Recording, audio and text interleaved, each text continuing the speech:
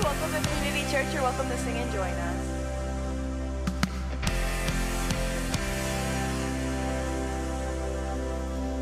I searched the world, but it couldn't fill me. Man's empty praise and treasures that fade are never enough. Then you came along and put me back together, and every desire is now satisfied here in your love. Oh, there's nothing better than you. There's nothing better than you, Lord. There's nothing. Nothing is better than you.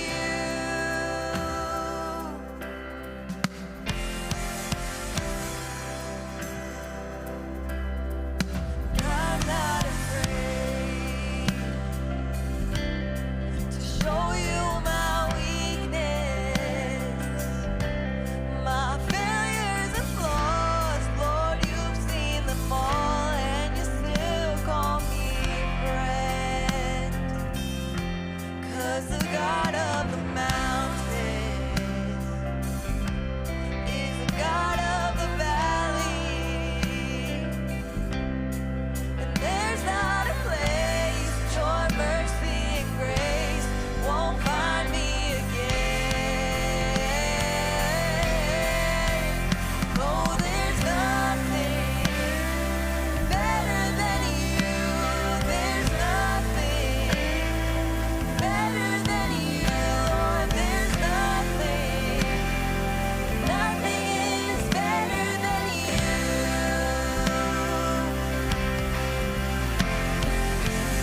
You turn mourning to dancing.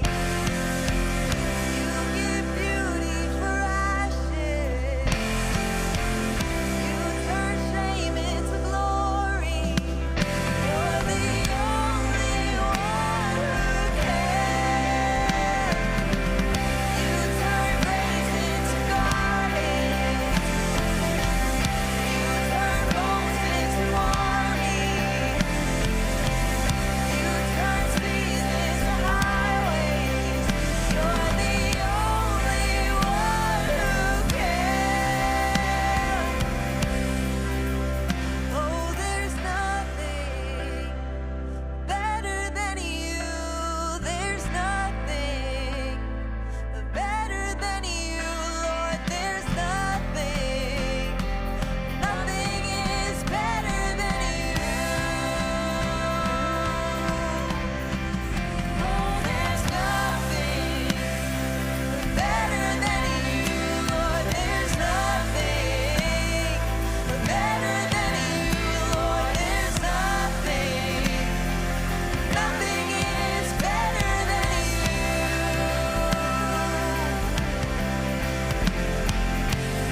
You turn graves into gardens. You turn bones into armies. You turn trees into highways. You're the only one who can. You're the only one who can. You're the only one who can.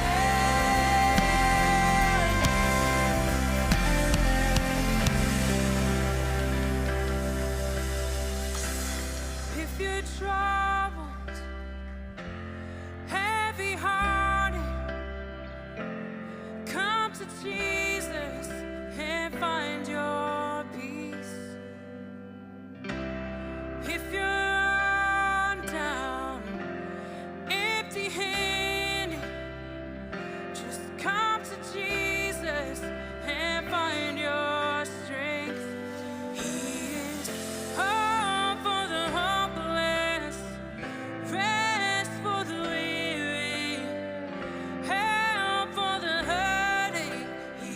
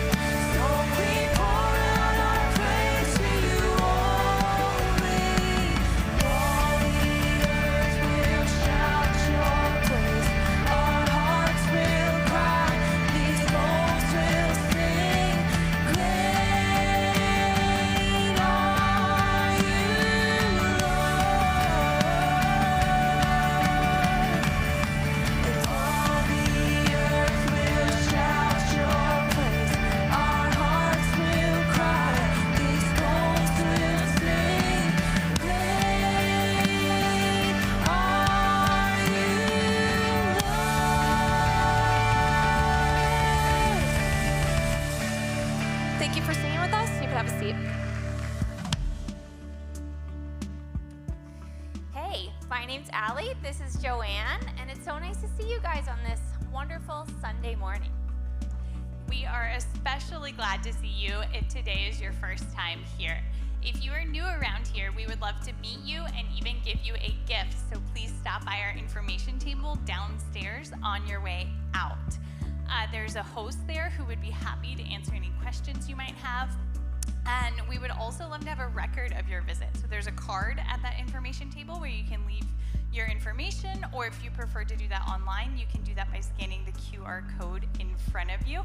And just to say thanks for doing that, we'll send you a gift card in the mail this week. Yeah, and if you are new here, you might not know that we have a students' night on the fourth Sunday of each month for our 6th to 12th graders. So for February, it's actually tonight at 6:30. It's a great place for the kids to come. They can be themselves, they can make connections, grow in their faith.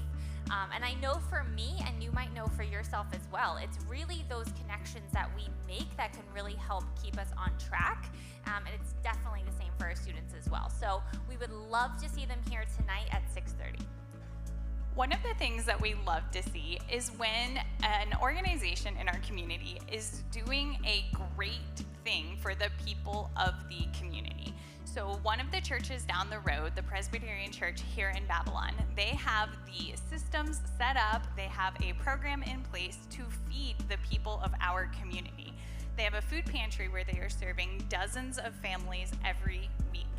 The thing is, they need a little bit of help stocking the pantry. So they have asked if we could help them to provide some of the items on the list of the screen.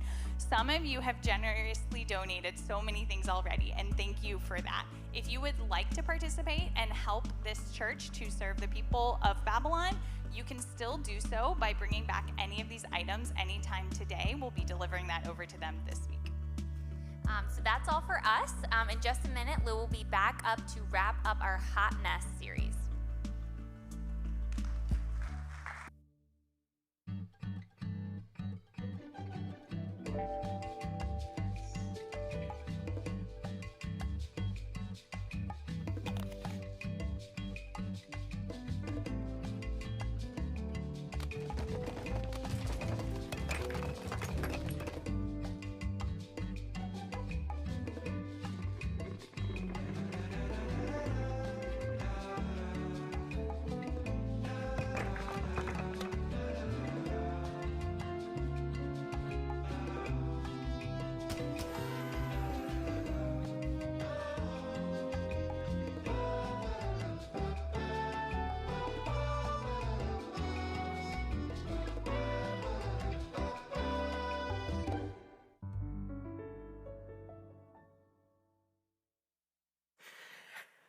All right, well, this week we are in the final part of a series called Hot Mess. We're talking about relationships of all different kinds, romantic relationships, friendships, family relationships. If this is your first week with us, my name's Lou, I'm one of the pastors here.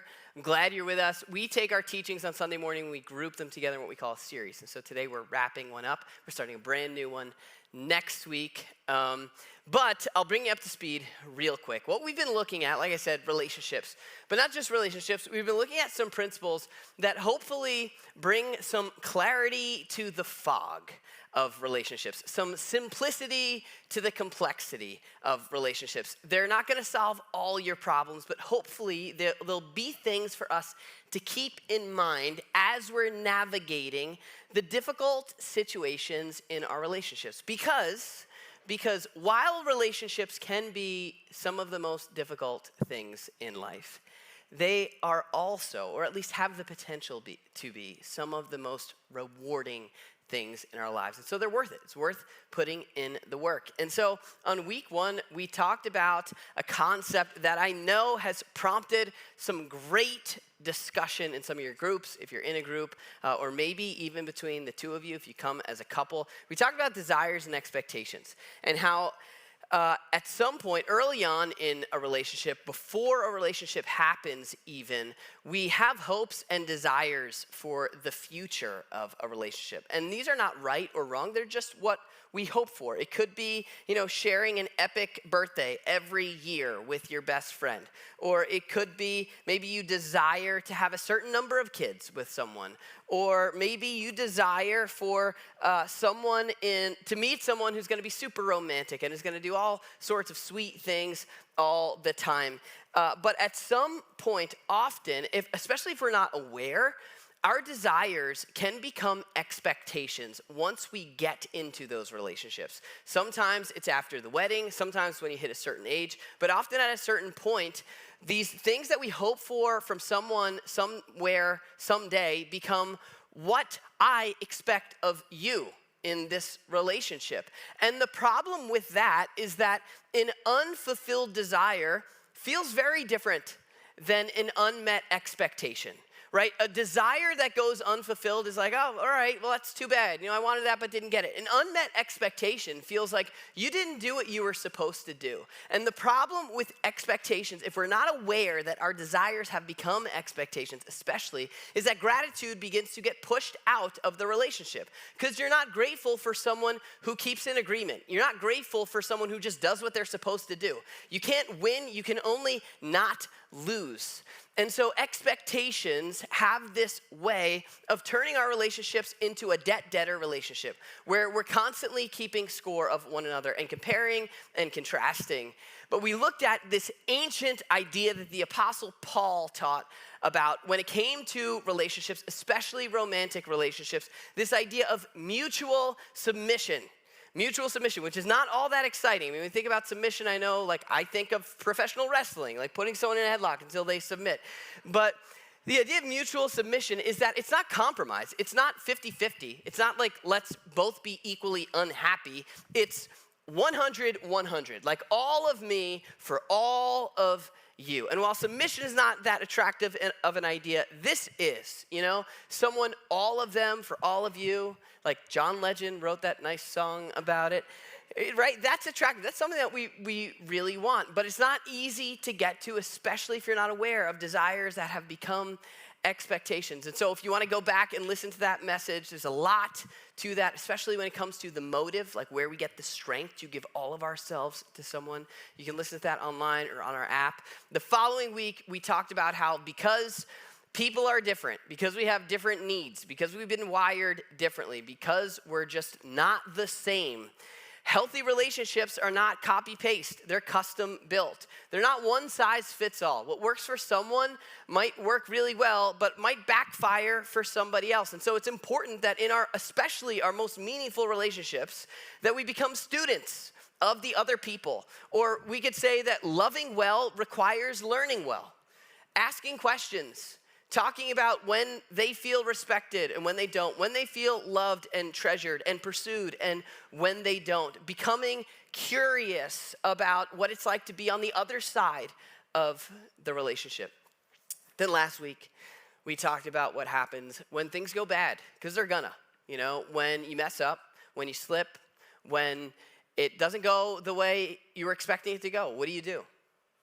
Right? When you say something unintentionally or intentionally, is it just over? Does it just backfire? Like splat, that's the end of the relationship? We talked about conflict and how, according to Jesus, it's okay to not be okay. That's gonna happen. We're gonna have issues. But it's not okay to stay that way. Followers of Jesus are the kind of people who do the hard work to restore relationships because people are worth it. And so we talked about a long process, like steps in a process of reconciliation. We sent out an email this week. If you're not on our email list, you fill out one of those Connect cards, you can get on our email list, and then you'll get stuff like that, resources like that. I put a link to that list in the description on the app, but that list has been something that's extremely helpful for me, those steps in the process of having a one-on-one confrontation that leads to the strengthening of a relationship, not just putting things back to normal, but a sense of greater closeness and friendship or intimacy. This week, the final concept, final idea that we're talking about is one that I think, when it comes to the growth of a relationship, whether it's fixing a problem or making progress, I think this idea is one of the most effective ideas, but it's also probably the most unnatural. Most of us do not do this naturally, and the teaching that we're looking at from Jesus is one that's super, super well known. I think it's in the top 5 of most quoted teachings of Jesus, but it is rarely spoken about in the context of romantic relationships. All right? And so this is recorded by Matthew, who's a follower of Jesus. He was there when Jesus taught this.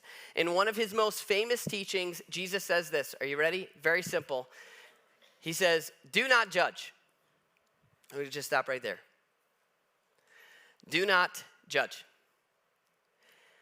Now, when I think about judging, typically, like most naturally, I think about morals and ethics, right? Like policing other people's behavior. And sure, that's true. What Jesus is saying is what he's warning against is having a posture that polices other people's behavior. That's definitely true. Now, this isn't an absolute. He's not saying there's never a time to like support one another and talk about each other's behavior, but he's warning against having a posture of judgment.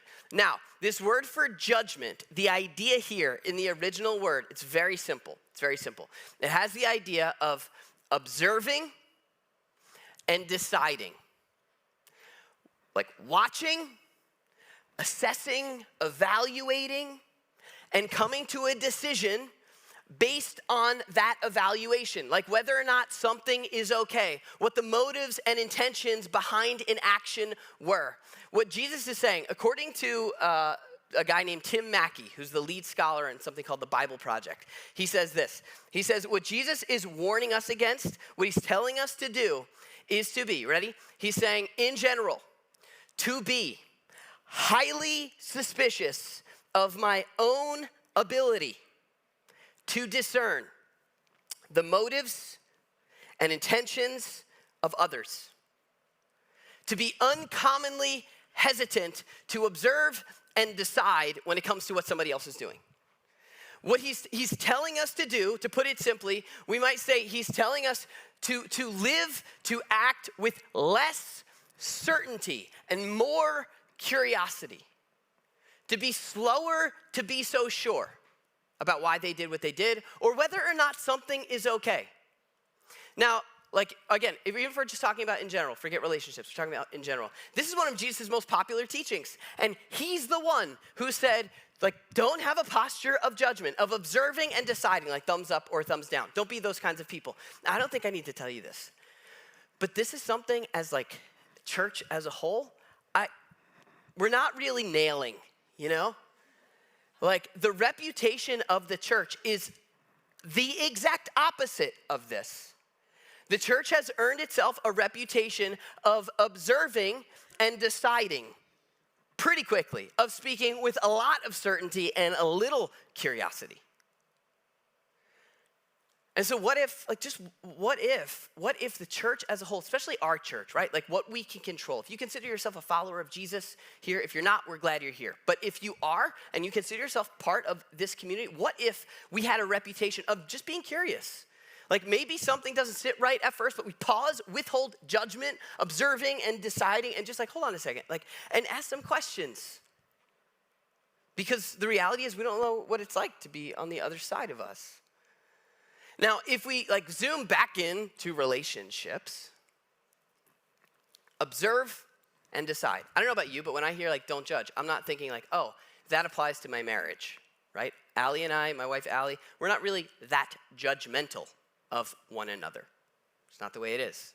But if you look at the idea of the word to observe, to assess and decide, like you can just as accurately translate this idea of being judgmental as the idea of being not judgmental but critical.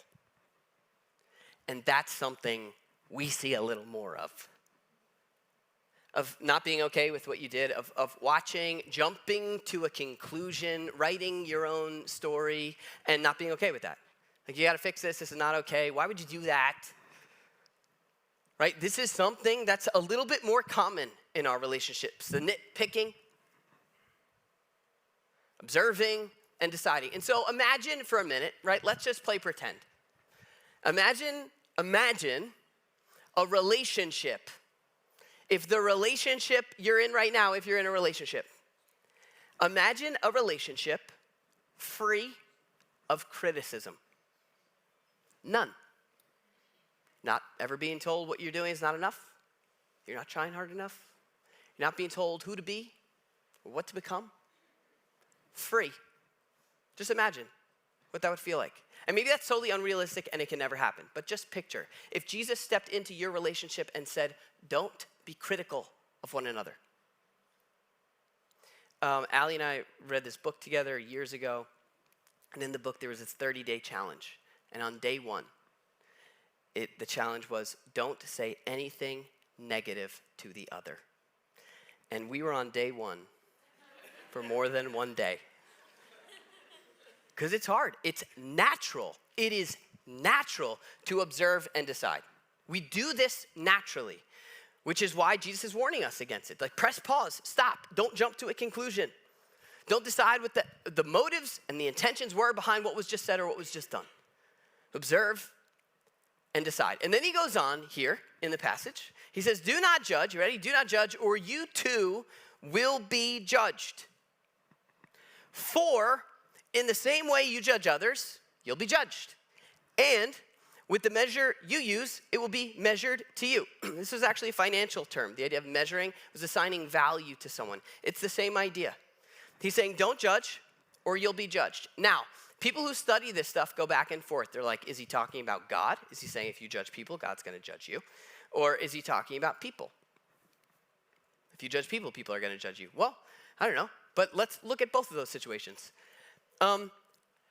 If God judged you according to the way you judged other people, how would that go? Right? If it were me, I can tell you this right away. If it were me, he would be judging me based on information he doesn't have, right? He would probably judge me better on his good days when he's in a good mood and worse on his bad days when he's in a bad mood, right? Like, even if we looked at that, like, that's eye-opening, right? But think about between people. Let's say he's talking about people.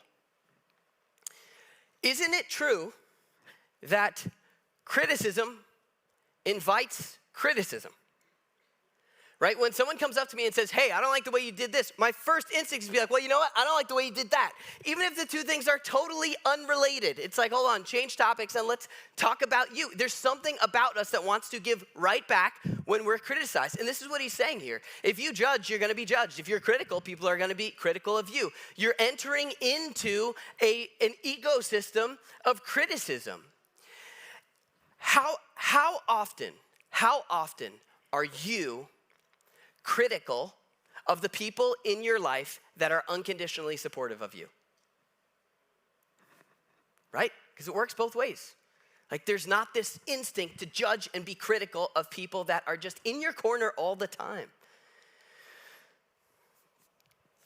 He says, and then he gives this visual, right? And he's speaking in hyperbole here. He's speaking in extremes, but he gives a visual. And the thing about this, you probably have heard this 1,000 times if you've been in church for a while. If you haven't, it's one of those things you can hear 1,000 times. And every time you hear it, it can hit you in a different way. Really, there are so many points behind this visual here.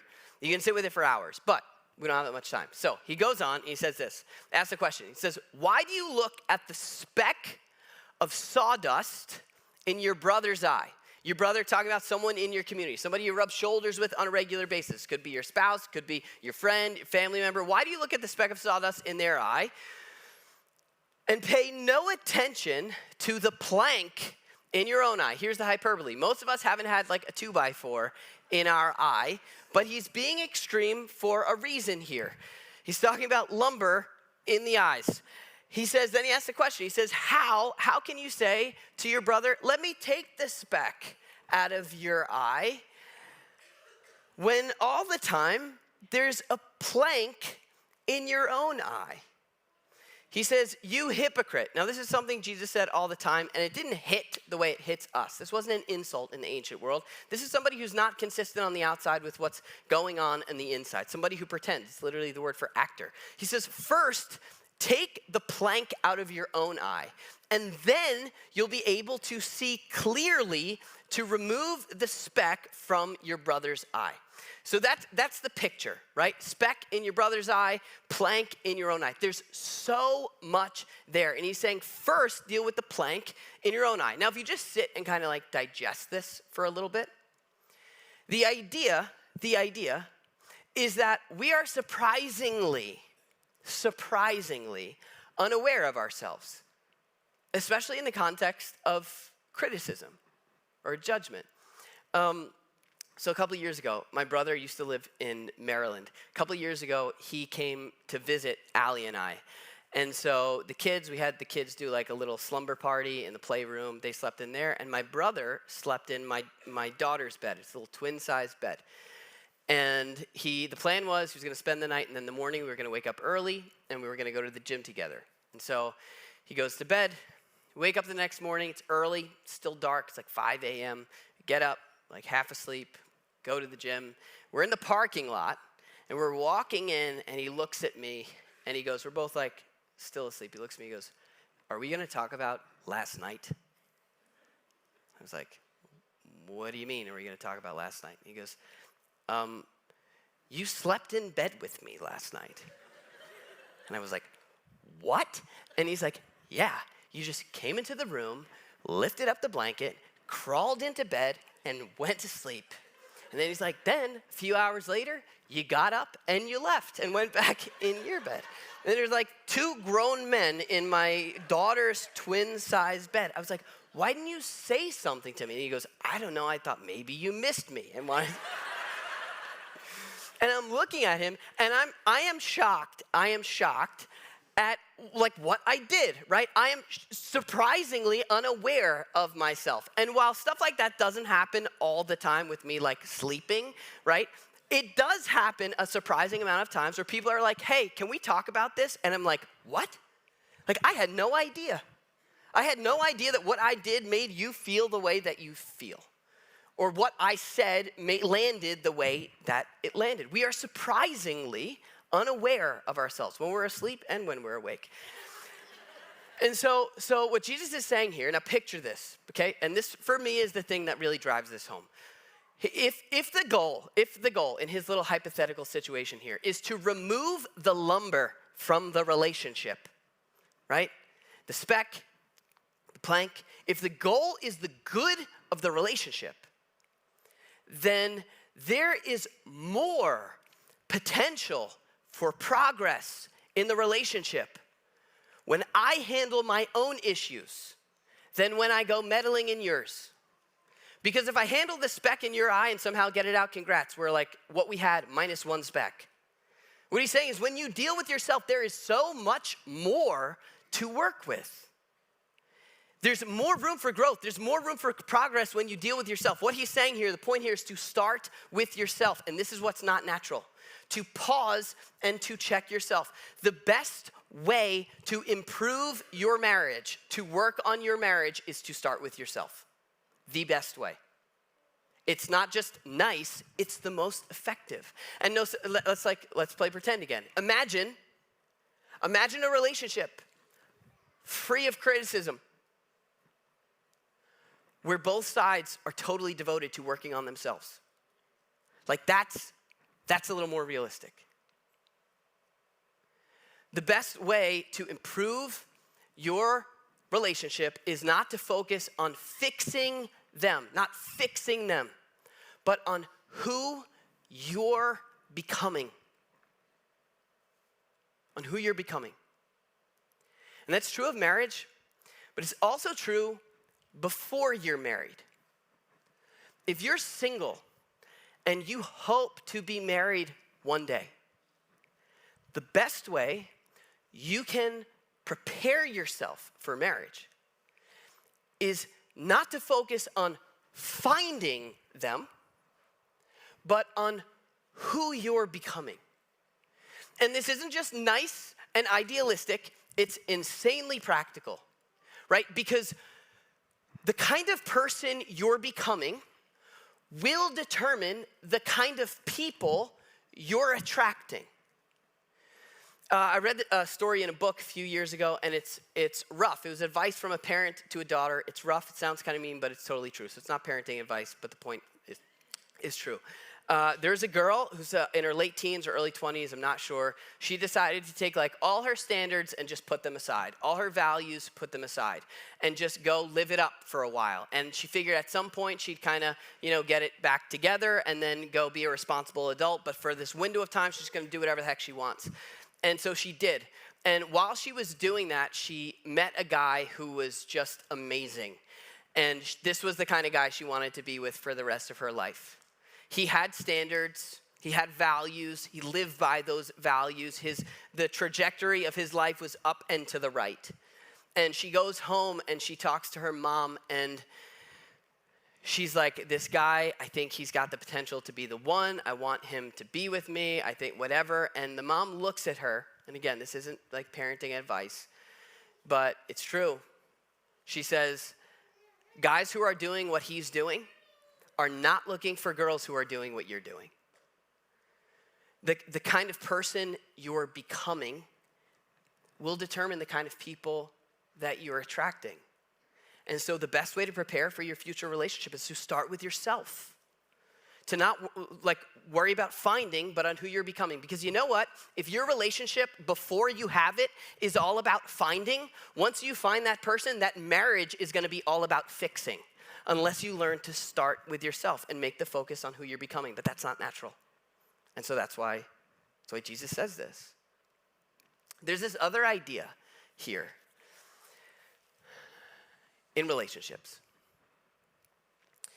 And the idea, there's a theme in the passage. If you're somebody who likes to study the Bible, right? Or even if you're not, you might want to try this.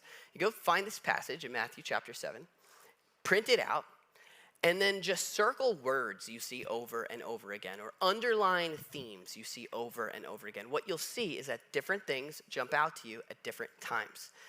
And one of the themes in this is vision, or distorted vision, limited vision, right? Like even if you just think back to what I just read, there's a speck in your eye, there's a plank in my eye. It says, why do you pay attention? Why do you look at the speck and not pay attention to what's in your eye? He says, remove one thing and then you'll be able to see clearly. There's a speck of limited or distorted vision.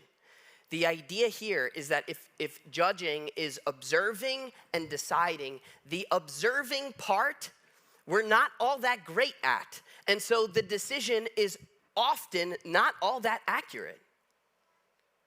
We are more confident than we are capable when it comes to judging, when it comes to criticizing. Just a little while ago, actually last week, I was on YouTube and I got sucked into this rabbit hole. I found this guy's channel. It was fascinating. He is blind, and he's been blind since birth. He's never had any kind of vision. And his whole channel is just dedicated to answering questions about what it's like to be blind. And you know what's amazing? I would have thought that I knew what it was like to be blind, right? Just close your eyes, and you see black. And you try to picture what's around you. Maybe you hear, try to feel. But for over an hour, I was listening to this guy explain it, and my mind was blown. So one thing he said is that he doesn't just not see, he has no concept of vision, none. He doesn't picture things in his mind because he doesn't have vision. He's never pictured anything. He's never seen anything. He talked about colors, and he's like, I know, this man's in his 70s. He's like, I know what colors are because they've been explained to me, but I have no concept of what that means or what it's like to see color. He's like, I know that white is none of the colors, and black is all of the colors. Like when he closes his eyes, he doesn't see black. He doesn't see anything. Nothing. He's like, I know that fire is red. I know traffic lights can be red. I know ice is blue. I know the sky is blue. He's like, I know that water is clear. I don't know how that works. But he just had no concept of it. And listening to him describe that was fascinating. You know what else he said? He's like, depth perception. He's like, it makes no sense. It's like, I just don't understand how you can look at something and your eyes can tell you how far something is away. He's like, the way it was described to me, things that are further away are a little bit smaller, so that's how you know. But how do you know they're not just a little bit smaller? Like, he just had no idea how that could even work. He said, he's like, I understand clay and molding objects out of clay, like a car. He's like, that makes sense. If you want to take clay and try to make a miniature version of a car, one thing's three-dimensional, the other thing's three-dimensional. He's like, but I have no idea how you can possibly represent something that's three-dimensional on a flat piece of paper by drawing it. Like by using lines. How does that even work? It's like, I don't get it. And no concept of that. And I could just listen to this guy talk for hours. I'm like, man, I had no idea. And I shared it with Allie. I'm like, listen to this guy. He's unbelievable. It's amazing. I had no idea what it's like to be blind. And Allie said something interesting. She's like, you know, there should be channels for that with other things that people don't understand. Where someone could just talk about their experience and be like, this is what it's like to be me. I think we'd realize that there's so much we don't know. And maybe we'd be a little less confident in our judgments and criticism of people. Because the reality is, we have no idea what it's like to be on the other side of us. Like, I have no idea what it's like to be married to me. I don't. And like in all seriousness, I have no idea what it's like to be on the receiving end of my criticism. I have no idea what it's like to be on the other side of my emotional distance. I have no idea what it's like to have to live with me when I'm in a bad mood. I have no idea what it's like to get me angry. I have no idea what it's like to be on the other side of me. And if we were a little more intentional about reminding ourselves of that, I think we would be a little bit quicker. I would be a little quicker to check me, and a little slower to check you. Like a little slower to observe and decide, to be critical, to look at what you're doing and decide whether or not it's okay, and what your motives and intentions might have been behind that. I think what this comes back to, is really the way that we understand God. That's why here we talk about how we're trying to change the way people think about God. Something we say a lot. A lot of us think about God and we picture this being that's critical. It's just watching and waiting to see when you step out of line and mess things up. But the reality is, if you read the writers of the New Testament, if you listen to the teachings of Jesus, what you'll find out very quickly is that you and I are so much more judgmental than God is. And yet, we are way less qualified to be judgmental than he is. He knows me. He knows the variables. He knows my stories. He knows it all, and yet he still withholds judgment. God is not a critic on the sideline. He's a coach in your corner. Yes, he's going to challenge you. Yes, he's going to show you when you're doing something that's not working for you. It's hurting someone else. But it's for your good. It's for my good. He's in your corner. And that should feel very different than someone who's critical just because they're observing and they're deciding what they think about you. And I think that if you and I sit and digest that a little bit, especially if you're someone who struggles with judgment, and you're honest with yourself about how you see God and what you think he thinks about you, what his posture is toward you. If we begin to see him as a coach in our corner, I think that's when we'll become that for the people around us. And so, what could your relationship look like if you weren't so critical, even when you were being criticized? What would your relationship look like if you were like a coach in their corner? If you were just for them, even when you addressed what they were doing, it was for them and for the good of their relationship.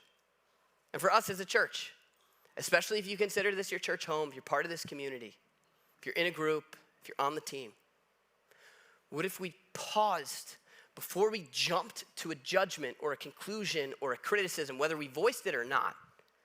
Someone says something that doesn't sit right with you, rather than deciding why they said what they said, what if we just withheld judgment and recognized we're more confident than we are capable? What if we became known here within these walls as people who were patient, who spoke with less certainty and more curiosity, who gave people the benefit of the doubt? I mean, could you imagine if the reputation of the church was that, like, those people, they know what they believe, but there's something about them that just they don't condemn, they don't judge, they're not jumping all over the behavior of other people? I think that's what Jesus wanted for us, for his followers, when he taught this. He wanted us to be quicker to check ourselves and slower to check the others in our lives. Because he's for us. Because he's a coach in the corner, not a critic on the sideline. Let's pray. God, we are grateful that you are for us and not against us.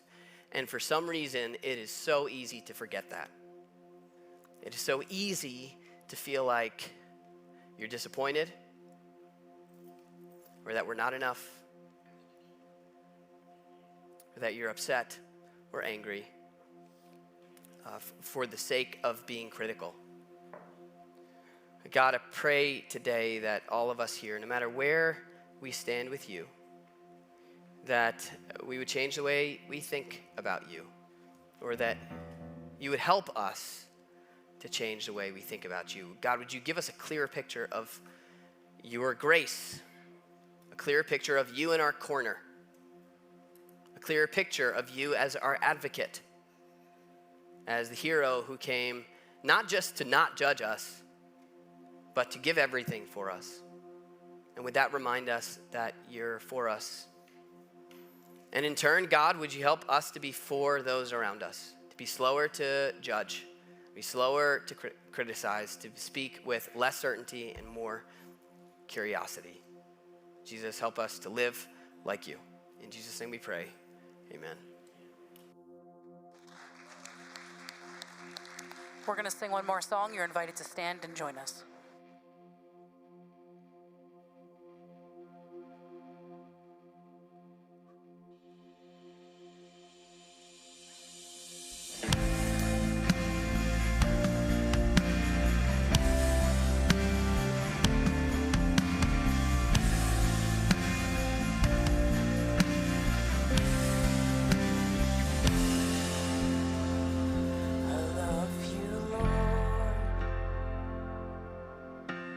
Your mercy never fails me, and all my days I've been held in your hands.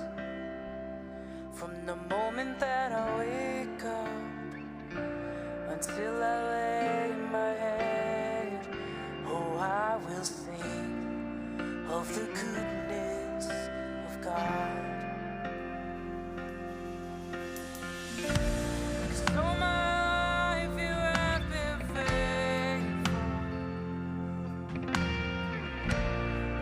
My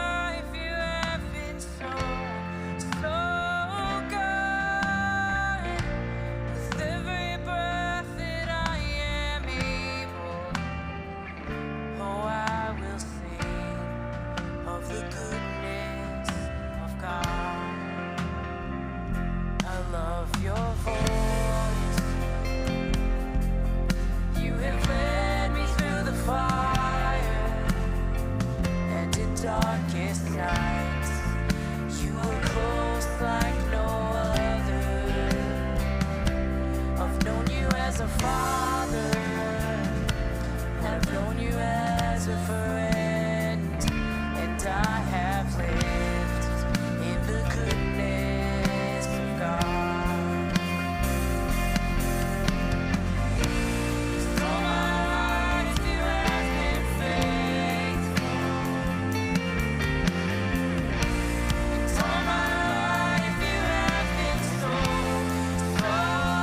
good. With every breath that I am able, oh, I will sing of the goodness of God. Your goodness is running after, it's running after me. Your goodness is running after, it's running after me. My life laid down, I surrender now. I'm giving you everything. Your goodness is running after, it's running after me.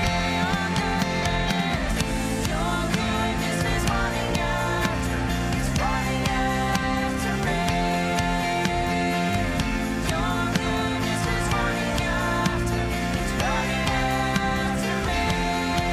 With my life laid down, I'm surrendered now.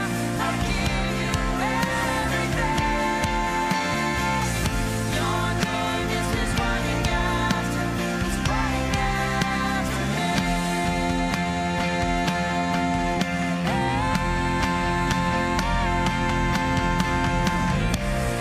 All my life you have been faithful.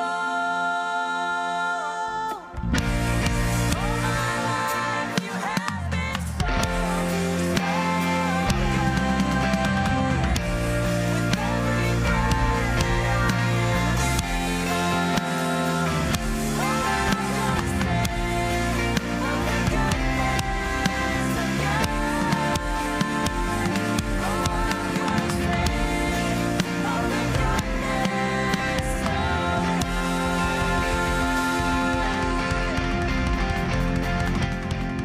Thank you so much for joining us. We will see you next time. Bye-bye.